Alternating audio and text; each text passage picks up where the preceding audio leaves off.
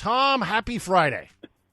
Great to be with you, Dave. Always a great pleasure to speak with you. And I know there's a ton of things to talk about, but I loved your piece that you published on CTV on the website. And I know, thanks. though, really, and if you don't mind, I'd like to drill down a bit on that.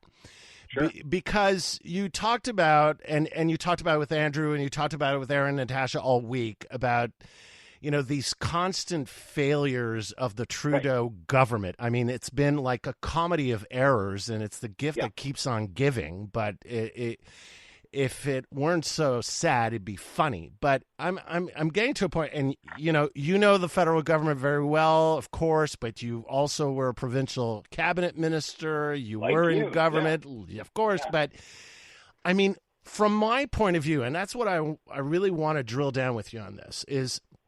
I mean, what is going on? Because we are now in year 7 of this Trudeau rule, and the wheels really seem to be coming off in a way that it seems to be more than just conjecture. Because what I saw in the piece in Globe and Mail this morning, perfect example, where and then I'll let you go, promise. But where you're seeing clearly. People in global affairs leaking emails showing that the public administration had warned Mélanie Joly's staff about what was coming with the Russian embassy. Yep. And that's quite a shot across the bow for especially Ottawa civil servants to be doing that. Yeah. So, I mean... But they weren't going to be hung out to dry. There you go. So isn't there something bigger at play here? Oh, absolutely. And you're making a superb point, because what happens is you can only throw your senior civil servants under the bus so many times. Mm-hmm. So if you're saying, they never told us, we don't even know. But you remember that question that Mélanie Joly got a couple of days ago saying, well, have you looked at how this was possible? She said, no, I'm not even going to analyze it. It shouldn't have happened. Well, the reason why she was saying that, because, of course, she already knew at that stage that her staff had absolutely been told. Mm. But there was something even more surprising in that. Talk about the left hand not knowing what the right hand is doing. You have Global Affairs of Canada. We have already accused, formally, correctly in my view, Russia of committing a genocide in Ukraine. And they quote several people, because on the weekend they were still defending the decision until Mélanie Joly apologized for it and made them apologize. But then you have still today, senior people in the government said, well, we were worried about how the Russians would treat Canadian diplomats in Moscow, so we just thought it was good to send somebody to the Russia Day celebrations and drink vodka and eat caviar. It's mind-boggling, but it's symbolic of the breakdown of the federal government right now, and it's something across the board.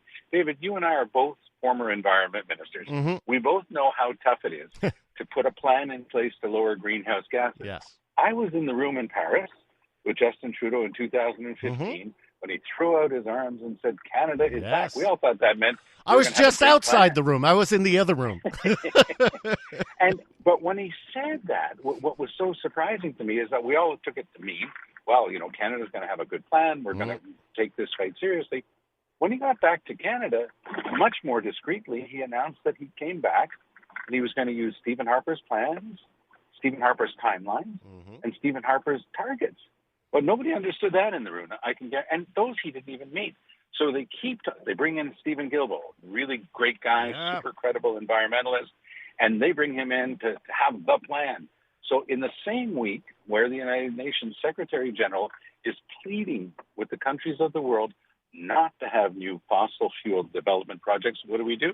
We go ahead and approve Bay du Nord, this massive offshore oil play right off the coast of Newfoundland in a very sensitive ecosystem. And it's an absolute total contradiction. And I guess they were expecting that nobody would notice, but that's the type of thing that I was describing in that piece and that you just talked about. So, and I could add also, like today, CTV reported that we added 250,000 immigrants to the backlog. So now we're at 2.4 million immigrants that are waiting for an answer. Yes. And we're a country that is dependent on immigration. We need more immigrants. So what's going on? Why does the Trudeau government seem like it's not doing the basic governing that it was hired to do? Great point, because in the article, I was using the figure 2 million. Yeah. That's what we still had as of Tuesday. Yeah, now, but it just broke today. It broke today. Well, that's the whole thing. So the system is completely broken. So if your thinking continues to be, well, we're going to have this review process, and then we're going to bring in CSIS here, and then we're going to do that. Well, of course, it's going to go in like drop by drop. You have to do something creative. You have to say, all the people who are already here, because there are hundreds of thousands of them, as long as they haven't committed a crime, we're going to start having an amnesty system. We'll deal with them. We'll deal with the backlog some other way. You can't have a country of barely 35 million with 2.4 million people with their applications at the door. The poor minister, Scott Fraser, he's completely, he's dépassé. He can't. He has no plan. He's out of his depth. He's completely out of his depth. For sure. I mean, that's one of the other things. I watch, I'm sure they're good people, but I watch Omar Al-Gabra blame travelers for the mess up that his incompetence caused at Pearson Airport. They didn't see it coming. Nobody knew that as we came out of the pandemic, that people would actually want to travel again. Who could predict that, David? That would require some planning and some expertise. So with all this going on, and well, on the other side, I mean, the Conservatives are dealing with Poilievre and everything else and their leadership race. But I was curious to hear you on Chrystia Freeland's shot at Pierre Poilievre yesterday. Well, it's a warm-up because she's obviously... Is she running for real? Do you think it's on? Is she really preparing the run? Is it like, you remember Paul Martin was actually running even though Jean Chrétien was still prime minister? Yes. And do you think it's really on now? Yes, but unlike the Paul Martin, Jean Chrétien situation where Martin was basically doing by stabbing Chrétien constantly in the back, she's got the full blessing of Trudeau. And where was Trudeau 2 weeks ago? He was in California with Biden, of course, and with Governor Newsom. But he doesn't like the stuff in Ottawa. That's one of the basic problems. He doesn't like managing the government. So where's he going to be over the next week, 10 days? Well, he's going to be in Africa, and he's going to be in Europe. He's going to be in a NATO meeting. He's going to be at this meeting and that meeting. He's just going to travel around. That's the stuff that he likes to do. He doesn't like the rest of it, and that's starting to show. Because if nobody's taking care of it, then you get the result we've got. With regard to Chrystia Freeland, worth remembering that of the 5 parties present in the House of Commons, 4 of them have already had a woman leader. The only one that's never had a woman leader are the Liberals. Yeah. Mr. Trudeau's always said that he was a feminist, that he cared a great deal about women's issues. So I think that it's part of his legacy. He would love to see if he could help Chrystia Freeland be his successor. When would that be? My working hypothesis is that he'll announce it about this time next year. So in 2023, he'll announce, look, I've asked the party to organize a leadership convention. That will have given Chrystia Freeland enough time to have some visibility. But if we can go back to our friend Poilievre for 1 second, because she's signaling that she thinks he's going to be her adversary. Yeah. But which is a nice way to play the game. And she gives him back the same insult that he threw out, saying that he was financially illiterate. But what's interesting to watch is that his big thing was about Bitcoin. I don't know if you've noticed, but Bitcoin's not doing very well. Not well at all. Not well at all. And so it's going to be interesting. Can that, over the summer months, if it gets even worse, can that wind up helping Jean Charest?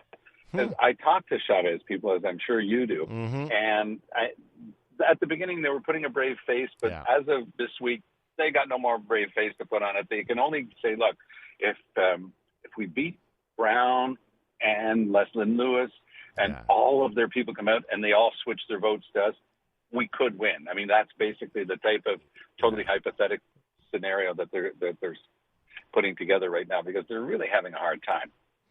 Yeah, they really are. Anyways, Tom, always insightful stuff. Really appreciate you talking to us this afternoon. Always a pleasure. Have a great weekend.